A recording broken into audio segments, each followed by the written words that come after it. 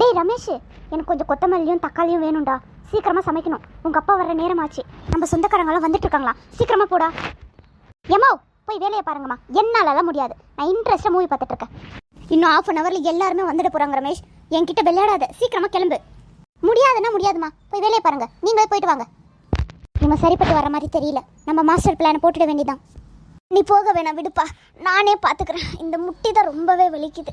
உங்களுக்காக கிச்சனில் நின்று தேஞ்சு போனேன் முட்டி. யாருக்கிட்ட சொல்லி அழ முடியும்? ஒரு கடைக்கு போக கூட யாருமே இல்லை இங்கே. என்னால் என்ன பண்ண முடியும்? யாரை சொல்லி குத்தம் வர சொல்லு? எல்லாம் நான் செஞ்ச பாவம். நானே உழைச்சி செத்து போயிடுற. விடுப்பா சீக்கிரமே. நீ நல்லாரு.